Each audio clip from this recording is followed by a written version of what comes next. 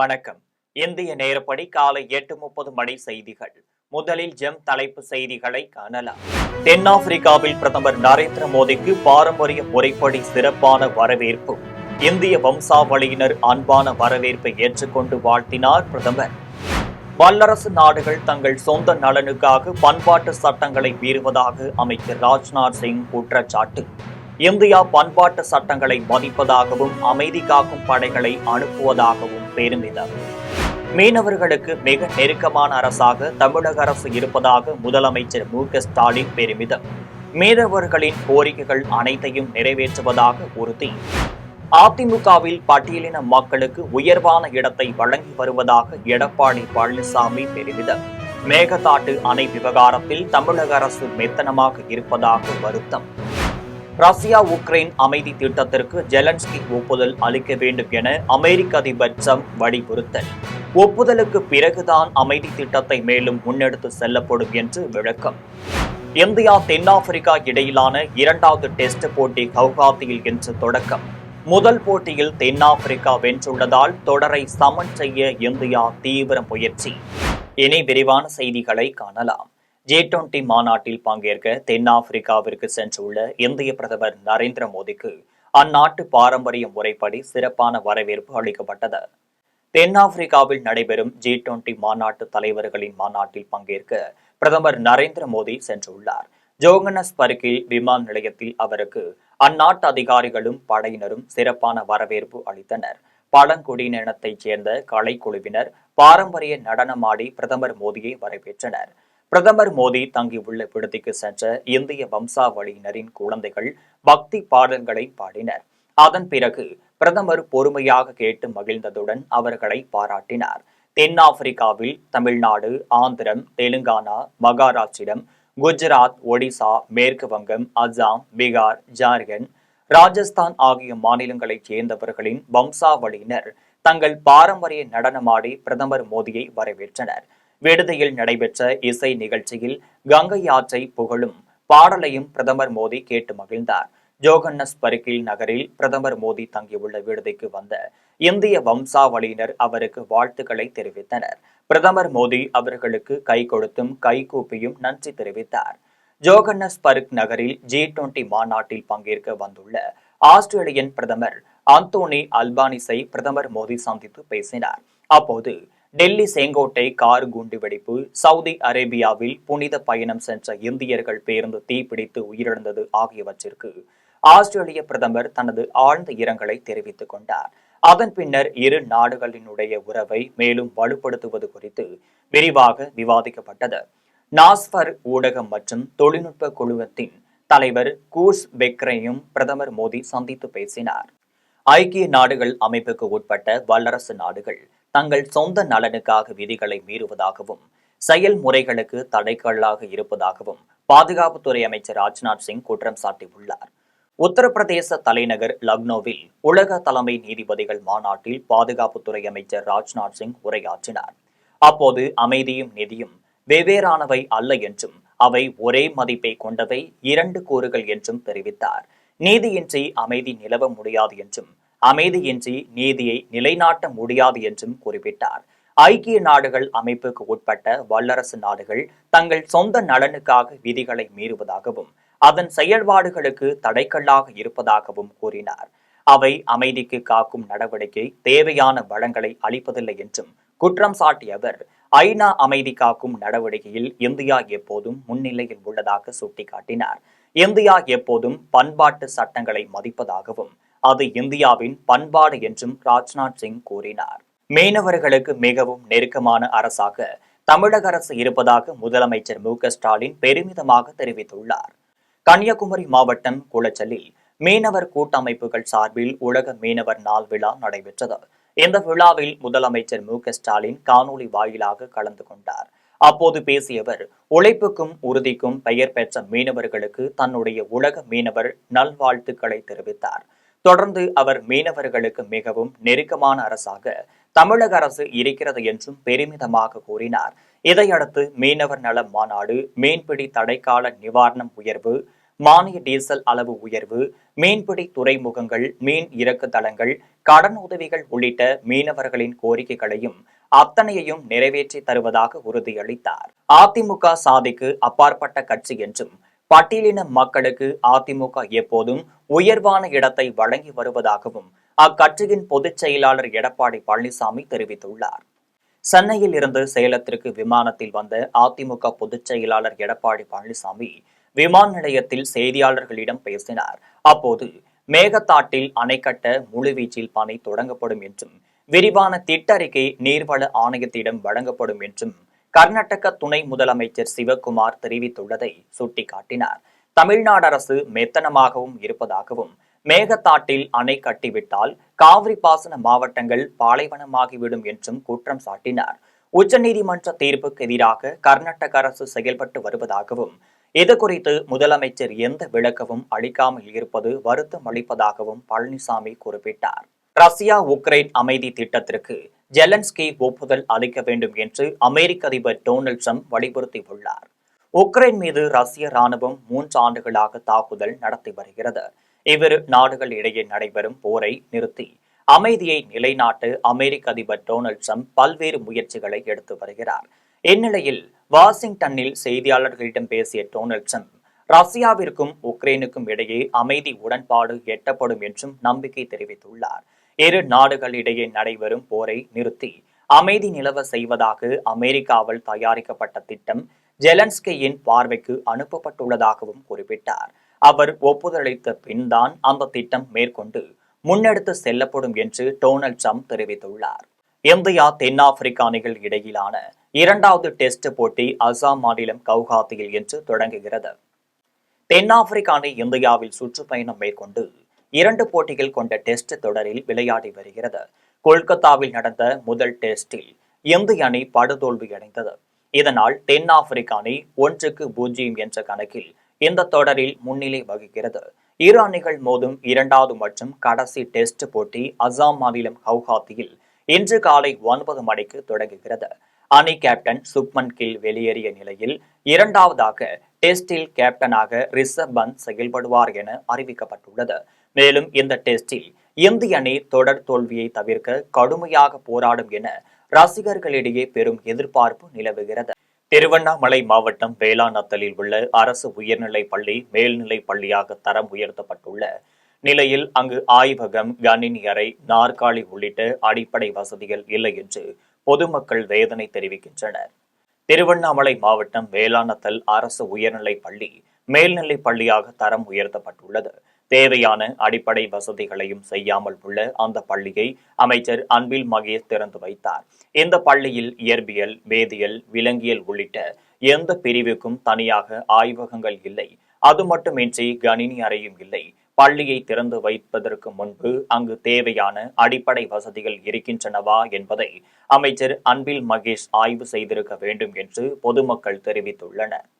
உத்தரமேரூர் வட்டத்தில் செயல்படும் அரசு பள்ளிகளைச் சேர்ந்த 867 மாணவ மாணவிகளுக்கு சட்டமன்ற உறுப்பினர் சுந்தர் விலையில்லா சைக்கிள்களை வழங்கினார். காஞ்சிபுரம் மாவட்டம் உத்தரமேரூர் வட்டத்தில் அரசு மேல்நிலைப் பள்ளியில் மாணவ மாணவிகளுக்கு விலையில்லா சைக்கிள்கள் வழங்கும் விழா இன்று நடைபெற்றது. விழாவில் உத்தரமேரூர் தொகுதி சட்டமன்ற உறுப்பினர் சுந்தர் கலந்து கொண்டு அரசு பள்ளி மாணவ மாணவிகளுக்கு விலையில்லா சைக்கிள்களை வழங்கினார்.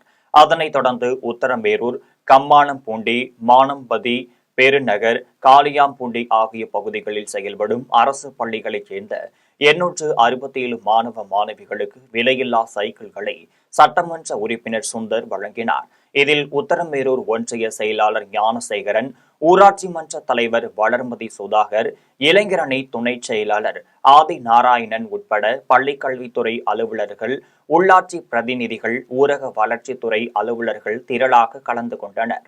திட்டக்குடியில் அமைச்சர் கணேசன் நலத்திட்ட உதவிகள் வழங்கி பொதுமக்களிடம் குறைகளை கேட்டறிந்தார்.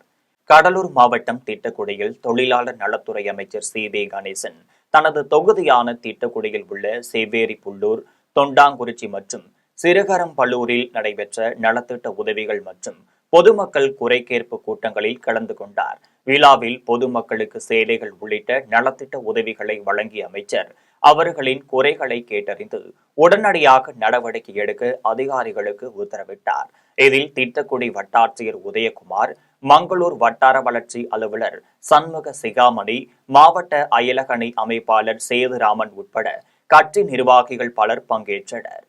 காரைக்காலில் பல்வேறு வங்கிகளில் நீண்ட காலமாக உரிமை கோரப்படாத வங்கி வைப்பு தொகைகள் உரிமையாளர்கள் அல்லது சட்ட வாரிசுகளுக்கு ஒப்படைக்கும் முகாம் நடைபெற்றது. காரைக்கால் பேருந்து நிலையம் அருகே உள்ள தனியார் திருமண மண்டபத்தில் பல்வேறு வங்கிகளில் நீண்ட காலமாக உரிமை கோரப்படாத வங்கி வைப்பு தொகைகள், காப்பீட்டுத் தொகைகள், பங்கு தொகைகளை உரிமையாளர்கள் அல்லது சட்ட வாரிசுகளுக்கு ஒப்படைக்கும் முகாம் மத்திய அரசின் நிதி சேவைகள் துறை மற்றும் இந்தியன் வங்கி சார்பில் நடைபெற்றது. இந்த நிகழ்ச்சியில் புதுச்சேரி குடிமைப் பொருள் வழங்கல் துறை அமைச்சர் திருமுருகன் கலந்து கொண்டு முகாமை தொடங்கி வைத்தார். இதனைத் தொடர்ந்து நீண்ட காலமாக உரிமை கோரப்படாத நிதியை சட்ட வாரிசுகளுக்கு அமைச்சர் திருமுருகன் வழங்கினார். இந்த முகாமில் பல்வேறு வங்கிகளைச் சேர்ந்த அதிகாரிகள் கலந்து கொண்டனர். பல வழித்தடங்களில் கோவை மெட்ரோ திட்டம் வருவதற்கான அதிமுகவின் திட்டத்தை திமுக அரசு 2 வழித்தடங்களாக குறைத்துவிட்டதாக முன்னாள் அமைச்சர் வேலுமணி கூறியுள்ளார். கோவையில் அதிமுக மாவட்ட பொறுப்பாளர் ஆலோசனைக் கூட்டத்தில் முன்னாள் அமைச்சர் வேலுமணி கலந்து கொண்டார். அப்போது செய்தியாளர்களிடம் பேசிய அவர், வாக்காளர் பட்டியல் திருத்த பணி மிக மெதுவாக நடைபெறுவதாக தெரிவித்தார். பல இடங்களில் திமுக நிர்வாகிகள் படிவங்களை தவறாக பயன்படுத்துவதாக குற்றம் சாட்டினார். நியாயமான வாக்காளர்களை மட்டுமே பதிவு செய்ய வேண்டும் என்றும், இல்லாத வாக்காளர்களை சேர்க்க முயல்வதாகவும் அவர் தெரிவித்தார்.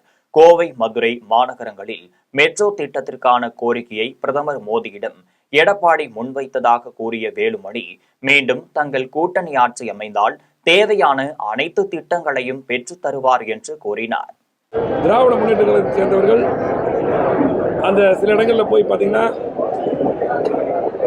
அதிகாரிகளை மிஸ்யூஸ் பண்ணுறது, ஃபார்முல ஒன்றா வாங்கி கொண்டே கொடுக்கறது, இந்த மாதிரி தொடர்ந்து புகார்கள் கொண்டிருக்கிறது. தமிழகத்தில் உள்ளது போன்று கந்துவெட்டி தடை சட்டத்தை புதுச்சேரியிலும் கொண்டு வர வேண்டும் என துணைநிலை ஆளுநரை சந்தித்து திமுக முன்னாள் சட்டமன்ற உறுப்பினர் நந்தா சரவணன் வலியுறுத்தியுள்ளார். புதுச்சேரி முத்தியால்பேட்டை தொகுதி திமுக முன்னாள் சட்டமன்ற உறுப்பினர் நந்தா சரவணன் துணைநிலை ஆளுநர் கைலாசநாதனை ராஜ் நிவாசில் சந்தித்து மனு அளித்த பின்னர் செய்தியாளர்களை சந்தித்து பேசினார். அப்போது தமிழகத்தைச் சேர்ந்த மதுரை, திருச்சி, தஞ்சாவூர், சென்னை பகுதிகளில் இருந்து அரசியல் பின்புறம் உள்ள நபர்கள் அடியாட்களுடன் புதுச்சேரியில் அறையெடுத்து தங்கி கந்துவட்டி தொழிலில் ஈடுபட்டு வருகிறார்கள். இவர்களால் சிறு தொழில் செய்யும் பெண்கள் மற்றும் வணிகர்கள் கடுமையாக பாதிக்கப்படுகின்றார்கள். எனவே கந்துவட்டி தடை சட்டத்தை நடப்பு கூட்டத்தொடரில் நிறைவேற்ற அரசுக்கு அறிவுறுத்த வேண்டும் என கேட்டுக்கொண்டார். மேலும் புதுச்சேரி முத்தியால்பேட்டை பகுதியில் ரவுடிகள் மாமூல் கேட்டு மிரட்டுவது மற்றும் கந்துவட்டி பிரச்சனையால் வியாபாரிகள் பாதிக்கப்பட்டுள்ளனர். எனவே கந்துவட்டி பிரச்சனையை தடுக்கும் வகையில் தமிழகத்தில் உள்ளது போலும் புதுச்சேரியிலும் கந்துவட்டி தடை சட்டத்தை கொண்டு வர வேண்டும் என கேட்டுக்கொண்ட அவர், ரவுடிகளின் அட்டகாசத்தை முழுமையாக ஒழிக்க வேண்டும் என வலியுறுத்தினார். இப்ப சமீப காலமாக ரவுடிகளுடைய தொல்லைகள் அதிகமாயிடுச்சு. முத்திரப்படுத்துவதில்லை. கடந்த வாரம் ஒரு பேக்கரியில் ரவுடி உள்ள வந்து கத்தி காட்டி மாமூல் கேட்டு அந்த கடையை அடிச்சு வச்சிருக்காரு. காஞ்சிபுரத்தில் விவசாயிகள் நலன் காக்கும் நாள் கூட்டத்தில் மாவட்ட ஆட்சியர் கலைச்செல்வி நலத்திட்ட உதவிகளை வழங்கினார். காஞ்சிபுரம் மாவட்ட ஆட்சியர் கலைச்செல்வி தலைமையில் விவசாயிகள் நலன் காக்கும் கூட்டம் நடைபெற்றது. இதில் வேளாண்மை துறை, வேளாண் பொறியியல் துறை, தோட்டக்கலைத்துறை, கூட்டுறவுத்துறை, வருவாய்த்துறை, ஊரக வளர்ச்சித்துறை, பொதுப்பணித்துறை ஆகியவற்றில் பணிபுரியும் அலுவலர்கள் கலந்து கொண்டனர். இந்த கூட்டத்தில் அனைத்து துறை அலுவலர்களால் வேளாண்மை திட்டங்கள் பற்றி விவசாயிகளுக்கு எடுத்துரைக்கப்பட்டது. இதில் விவசாயிகளிடம் இருந்து பெறப்பட்ட மனுக்களுக்கு துறை சார்ந்த அலுவலர்கள் விளக்கம் அளித்தனர். தாமில், புல்லூர் கூட்டுறவு சங்கங்களின் மூலம் விவசாயிகளுக்கு பயிர் கடன்கள், வேளாண் எடுபொருட்கள் ஆகியவற்றை ஆட்சியர் வழங்கினார். இந்த கூட்டத்தில் மாவட்ட வருவாய் அலுவலர் முருகேசன், மாவட்ட ஊரக வளர்ச்சி முகமை திட்ட இயக்குநர் ஆர்த்தி ஆகியோர் கலந்து கொண்டனர். சாலையோர வணிகத்தை தடை செய்ததை எதிர்த்து பெரம்பலூர் சாலையோர வியாபாரிகள் விற்பனையாளர்கள் சங்கம் CITU சார்பில் மாவட்ட ஆட்சியரிடம் மனு அளித்துள்ளனர். பெரம்பலூர் நகர சாலையோர வியாபாரிகள் விற்பனையாளர் சங்கம் CITU சார்பில் தலைவர் பன்னீர்செல்வம், செயலாளர் குணசேகரன், நிர்வாகி மணி, CITU மாவட்ட செயலாளர் அகஸ்டின் ஆகியோர் முன்னிலையில் மாவட்ட ஆட்சியர் அலுவலகத்தில் மனு கொடுத்தனர். அதில் பெரம்பலூர் பழைய பேருந்து நிலையம் காந்தி சிலை அருகே சாலையோர வணிகம் செய்து வந்த பகுதியை சாலையோர வணிகம் செய்ய தடை செய்யப்பட்ட பகுதி என்று வரையறுத்துள்ளதாக குறிப்பிட்டுள்ளது. இவ்வாறு வரையறுத்ததை திரும்ப பெற வேண்டும் என வலியுறுத்தினர். திருச்சி மாவட்ட ஆட்சியர் அலுவலகத்தில் கோரிக்கைகளை வலியுறுத்தி தமிழ்நாடு நில அளவை அலுவலர்கள் காத்திருப்பு போராட்டத்தில் ஈடுபட்டனர். தமிழ்நாடு நில அளவை அலுவலர்கள் ஒன்றிணைப்பு சார்பில் 14 கோரிக்கைகளை நிறைவேற்ற கோரி நவம்பர் 18 முதல் காலவரையற்ற வேலைநிறுத்த போராட்டத்தை தொடங்கியுள்ளனர். திருச்சி மாவட்ட ஆட்சியர் அலுவலகத்தில் மாவட்ட துணைத் தலைவர் மகேஷ் தலைமையில் நடைபெற்ற காத்திருப்பு போராட்டத்தில் முன்னாள் மாவட்ட துணைத் தலைவர் செல்வம், கோட்ட நிர்வாகி ஸ்ரீராம்குமார் ஆகியோர் உரையாற்றினர். அப்போது துணை ஆய்வாளர்கள் ஊதிய முரண்பாட்டை களைந்திட வேண்டும் என்றும் புதிய நகராட்சிகளுக்கு நகரசார் ஆய்வாளர் பணியிடங்களை வழங்க வேண்டும் என்றும் வலியுறுத்தினர். துறையை பொறுத்த வரைக்கும் பணிப்புழுங்கிறது ரொம்ப அதிகமாக இருக்குது. அதனால் கூடிய அளவுக்கு அதிகமான பணியிடங்களை நிரப்பும் பட்சத்தில் மட்டும்தான் இந்த பணிப்பளவை குறைக்க முடியும். நில அளவர்களுக்கும் பணி செய்யறதுக்கு இலகுவாக இருக்கும். கோவையில் தொடங்கியுள்ள ஆசியா நகைகள் கண்காட்சியில் தங்கம், வைரம், பிளாட்டினம், குந்தன், ஜடாவு, போல்கி உள்ளிட்ட நகைகள் காட்சிப்படுத்தப்பட்டுள்ளனர். கோவை அவினாசி சாலையில் உள்ள தனியார் விடுதியில் ஆசியா நகைகள் கண்காட்சி தொடங்கியுள்ளது. 3 நாட்கள் நடைபெறும் இந்த கண்காட்சியில் இந்தியாவின் பல நகரங்களைச் சேர்ந்த 50க்கும் மேற்பட்ட நகை பிராண்டுகள் பங்கேற்று தங்கம், வைரம், பிளாட்டினம், குந்தன், ஜடாவு, போல்கி உள்ளிட்ட உயர்தர நகைகள் காட்சிப்படுத்தியுள்ளனர். திருமணம் மற்றும் விழாக்கால நகைகளும் பெருமளவில் இடம்பெற்றுள்ளனர். பெங்களூரு, மும்பை, டெல்லி, ஜெய்ப்பூர், ஹைதராபாத், சென்னை ஆகிய நகரங்களில் உள்ள முன்னணி நிறுவனங்கள் இந்த கண்காட்சியில் பங்கேற்றுள்ளனர். பொதுமக்கள் நகைகளை கண்டு ரசித்தும் வாங்கியும் செல்கின்றனர். மதுரை திருப்பரங்குன்றம் வட்டாட்சியர் அலுவலகத்தில் பார்வையற்றோர் தங்களுக்கு பட்டா வழங்க கோரி முற்றுகை போராட்டத்தில் ஈடுபட்டனர். மதுரை மாவட்டம் திருப்பரங்குன்றம் ஊராட்சி ஒன்றியத்திற்குட்பட்ட தோப்பூர் பொதுப்பட்டியைச் சேர்ந்த குமார் பார்வையற்றோர் நலச்சங்க தலைவராக உள்ளார். இதே பகுதியைச் சேர்ந்த பார்வையற்றோர் 75 பேர் வீட்டுமனை பட்டா வழங்க கோரி 4 ஆண்டுகளுக்கு முன்பு விண்ணப்பித்த நிலையில் 53 பேருக்கு வழங்குவதாக வட்டாட்சியர் கவிதா கூறியுள்ளார். இந்நிலையில் விண்ணப்பித்த அனைவருக்கும் வீட்டுமனை பட்டா வழங்க கோரி திருப்பரங்குன்றம் வட்டாட்சியர் அலுவலகத்தில் 100க்கும் மேற்பட்டோர் முற்றுகையிட்டனர். அனைவருக்கும் பட்டா வழங்குவதாக வட்டாட்சியர் கவிதா உறுதியளித்ததால் போராட்டத்தை கைவிட்டனர். மதுரை மாவட்டத்தில் 1 லட்சம் பட்டா கொடுக்கக்கூடிய இடத்துல இந்த மாற்றுத்திறனாளிகளுக்கு மட்டும் 21 பட்டாவை நாங்கள் ரிஜெக்ட் பண்ணுவோம், அதை வேற ஒருத்தவங்களுக்கு தாராளத்தை கொடுப்போம் அப்படின்னு சொல்லி திருப்பூண்டம் தாசில்தார் மதிப்புக்குரிய கவிதா மேடம் வந்து சொல்றாங்க. சென்னை நன்மங்கலம் தாகூர் உயர்நிலை பள்ளியில் சுகாதாரமும் பாதுகாப்பும் என்ற தலைப்பில் ஆலோசனையும் அறிவுரையும் வழங்கும் நிகழ்ச்சி நடைபெற்றது. சென்னை நன்மங்கலம் தாகூர் உயர்நிலை பள்ளி தாளாளர் நோமிதாஸ் ஏற்பாட்டில் மாணவிகளுக்கு சுகாதாரமும் பாதுகாப்பும் என்ற தலைப்பில் ஆலோசனையும் அறிவுரையும் வழங்கப்பட்டனர். ஆரம்ப சுகாதார நிலையத்தில் இருந்து வள்ளிநாயகி சுகாதாரம் குறித்து ஆலோசனை வழங்கினார். விஜயா மருத்துவத்தை பற்றி விளக்கினார்.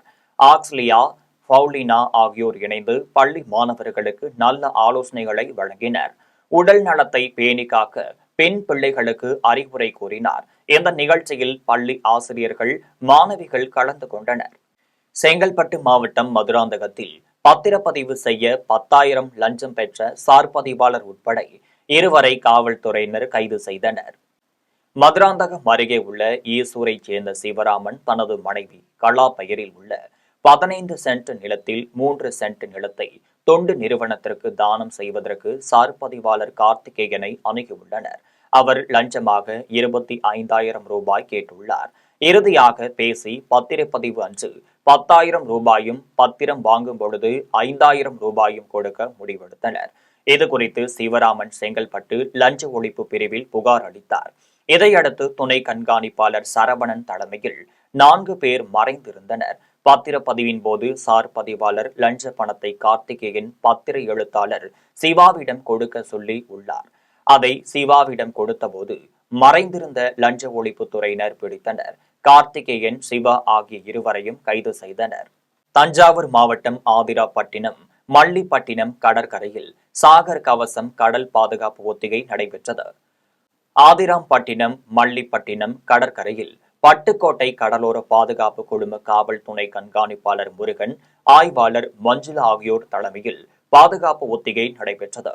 தீவிரவாதிகள் மாறு வேடத்தில் வந்தால் எப்படி கண்டுபிடிப்பது என்று மீனவர்களுக்கு விளக்கினர். மீனவர்களிடம் அடையாள அட்டை, ஆவணங்கள் ஆகியவை உள்ளதா என்று சோதனை செய்தனர். பின்னர் கடற்கரை சாலையில் செல்லும் வாகனங்களை மறித்து வாகன தணிக்கையில் ஈடுபட்டனர். உதகையில் டாக்ஸி ஓட்டுநர் தாக்குதலில் கோவையைச் சேர்ந்த டாக்ஸி ஓட்டுநர்கள் ஆட்சியரிடம் மனு அளித்தனர். கோவை மாவட்டம் சூலூரைச் சேர்ந்த தங்கவேல் என்ற கால் டாக்ஸி ஓட்டுநர் கோவையிலிருந்து வாடகைக்கு பயணிகளை உதகைக்கு அழைத்து சென்றுவிட்டு திரும்பிக் கொண்டிருந்ததாக தெரிவிக்கப்படுகிறது. அந்த நேரத்தில் உதகை பகுதியில் செயல்படும் கால் டாக்ஸி ஓட்டுநர்கள் வேறு மாவட்ட டாக்ஸி உதகைக்கு வந்து வாடகை ஏற்றக்கூடாது என்று கூறி தங்கவேலுடன் வாக்குவாதத்தில் ஈடுபட்டு அது தீவிரமடைந்த நிலையில் உதகை டாக்ஸி ஓட்டுநர்கள் தங்கவேலை தாக்கியதால் அவர் பலத்த காயங்களுடன் மருத்துவமனையில் சேர்க்கப்பட்டு சிகிச்சை பெற்று வருகிறார். இந்த சம்பவம் டாக்ஸி ஓட்டுநர்களிடையே அதிர்ச்சியை ஏற்படுத்தியுள்ளது. கோவையைச் சேர்ந்த சக கால் டாக்ஸி ஓட்டுநர்கள் குழுவாக கோவை மாவட்ட ஆட்சியரை சந்தித்து மனு அளித்தனர். உதகையில் வெளியூரைச் சேர்ந்த டாக்ஸி ஓட்டுநர்கள் மீது நடக்கும் தாக்குதல்களை தடுக்க நடவடிக்கை எடுக்க வேண்டும் என்றும் தங்கவேலை தாக்கியவர்களுக்கு உரிய சட்டப்பூர்வ நடவடிக்கை எடுக்க வேண்டும் என்று அவர்கள் கோரிக்கை விடுத்தனர். புதுக்கோட்டையில் பொன் புதுப்பட்டி அரசு மகளிர் மேல்நிலைப் பள்ளியில் ரோட்டரி சங்கம் சார்பில் கட்டப்பட்ட 5.50 லட்சம் மதிப்பிலான நவீன சுகாதார வளாகம் மாணவிகள் பயன்பாட்டிற்கு திறந்து வைக்கப்பட்டது. புதுக்கோட்டை மாவட்டம் பொன்னமராவதி அருகே பொன் புதுப்பட்டியில் அரசு மகளிர் மேல்நிலைப் பள்ளி உள்ளது. இப்பள்ளியில் மாணவிகளுக்கு தகுந்தாற்போல் போதிய கழிவறைகள் இல்லாததால் கழிவறைகளை அமைத்து தர நடவடிக்கை எடுக்க வேண்டும் என்று கோரிக்கை இருந்து வந்தது. இதனைத் தொடர்ந்து பொன் புதுப்பட்டி ரோட்டரி சங்கம் சார்பில் தமிழ்நாடு மெர்கன்டைல் வங்கியில் நிதி பெற்று 5.50 லட்சம் ரூபாய் மதிப்பீட்டில் பள்ளி வளாகத்தில் நவீன சுகாதார வளாகம் அமைக்கப்பட்ட நிலையில் பள்ளியில் பயிலும் மாணவிகள் பயன்பாட்டிற்கு அந்த சுகாதார வளாகம் திறந்து வைக்கப்பட்டது. இதில் ரோட்டரி சங்கத்தினர், தமிழ்நாடு மெர்கன்டைல் வங்கி நிர்வாகத்தினர், பள்ளி ஆசிரியர்கள், மாணவிகள் உள்ளிட்ட ஏராளமானோர் கலந்து கொண்டனர். ரங்கமாச்சத்திரத்தில் எய்ட் இந்தியா சார்பில் யுரேகா கற்றல் மையம் நரிக்குறவர் குடியிருப்பு பகுதியை மாவட்ட வருவாய் அலுவலர் திறந்து வைத்தார். புதுக்கோட்டை அருகே ரெங்கமாள் சத்திரம் பகுதியில் நரிக்குறவர் சமுதாயத்தினர் ஏராளமானோர் வசித்து வருகின்றனர். அவர்களது குழந்தைகள் காலை மாலை படிப்பதற்கு எய்ட் இந்தியா சார்பில் யுரேகா கற்றல் மைய ஒருங்கிணைப்பாளர் ராஜா ஏற்பாட்டில் புதிதாக டியூஷன் சென்டர் அமைக்கப்பட்டு இருந்ததை மாவட்ட வருவாய் அலுவலர் ராஜராஜன் சிறப்பு அழைப்பாளராக கலந்து கொண்டு திறந்து வைத்தார். இந்த டியூஷன் சென்டரில் தமிழ் மற்றும் ஆங்கிலம், ஆன்லைன் உள்ளிட்ட கல்வி 4 ஆசிரியர்கள் நியமிக்கப்பட்டு கற்பித்து தருகின்றனர்.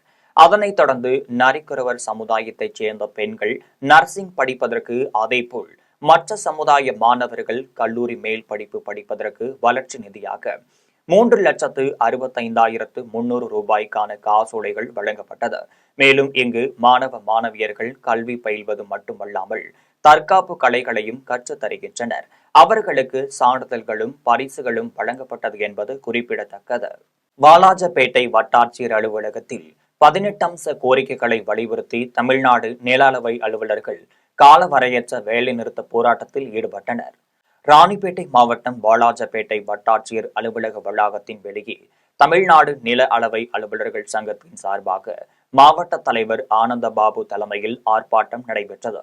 இதில் நில அளவை அலுவலர்கள் தரம் இறக்கப்பட்ட குறுவட்ட அளவர் பதவிகளை மீள பெற்றிட வேண்டும், நில அளவர் பணியிடங்களை உடனடியாக நிரப்பிட வேண்டும், களப்பணியாளர்களின் பணி சுமையை போக்கிடவும் பணிகளை முறைப்படுத்திட வேண்டும் என்பன உள்ளிட்ட 18 அம்ச கோரிக்கைகளை வலியுறுத்தி தமிழ்நாடு நில அளவை அலுவலர்கள் காலவரையற்ற வேலைநிறுத்த போராட்டத்தில் ஈடுபட்டனர். கேரளாவில் விபத்தில் சிக்கிய மணமகளுக்கு மருத்துவமனையின் அவசர சிகிச்சை பிரிவிலேயே மணமகன் தாலி கட்டி தான் கூடவே இருப்பதாக ஆறுதல் தெரிவித்தார்.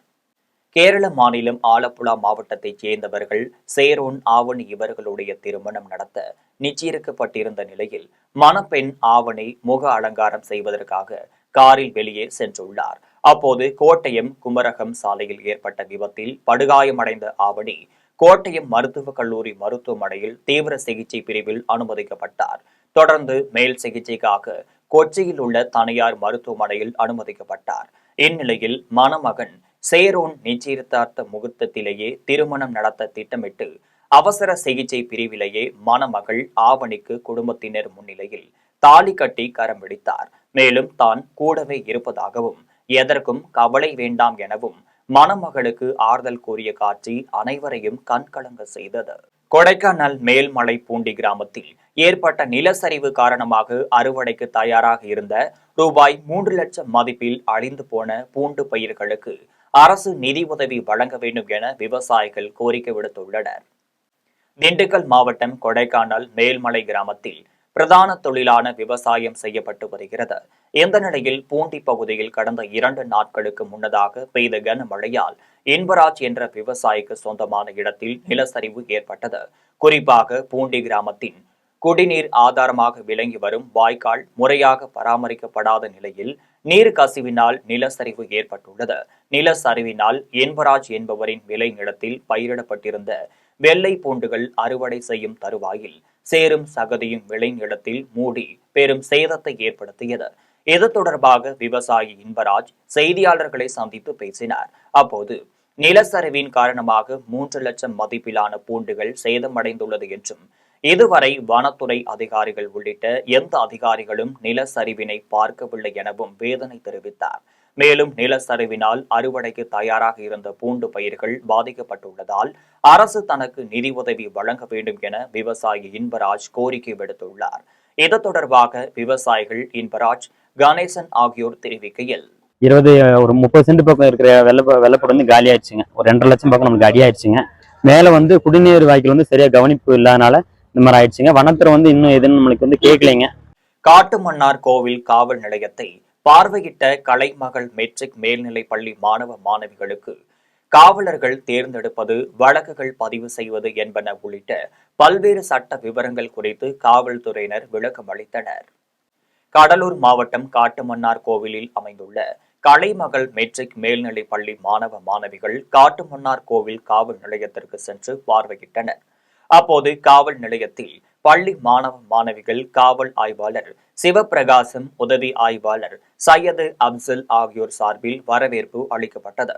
அதன் பின்னர் மாணவர்களுக்கு காவல் நிலையம் என்றால் என்ன, காவலர்கள் எப்படி தேர்ந்தெடுக்கப்படுகின்றனர், காவல்துறையின் பணிகள், வழக்கு பதிவு செய்வது எப்படி, குற்றவாளிகளை பிடிக்கப்படும் விவரங்கள், காவல்துறையின் உயர் அதிகாரிகளின் செயல்பாடுகள், உயர் அதிகாரிகள் தேர்ந்தெடுக்கப்படும் முறைகள், துப்பாக்கிகள் இயக்கப்படும் முறைகள், குற்றங்களின் வகைப்பாடுகள் உள்ளிட்ட பல்வேறு சட்ட செயல்பாடுகள் பற்றி விரிவாக காவல் ஆய்வாளர் சிவபிரகாசம் உள்ளிட்டோர் மாணவர்களுக்கு எடுத்துக் கூறினர். அதன் பின்னர் மாணவர்கள் அனைவருக்கும் இனிப்புகள் வழங்கப்பட்டது.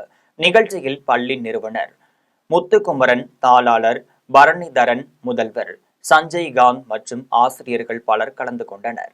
மீண்டும் ஜெம் தலைப்பு செய்திகள். தென்னாப்பிரிக்காவில் பிரதமர் நரேந்திர மோடிக்கு பாரம்பரிய முறைப்படி சிறப்பான வரவேற்பு. இந்திய வம்சாவளியினர் அன்பான வரவேற்பை ஏற்றுக்கொண்டு வாழ்த்தினார் பிரதமர்.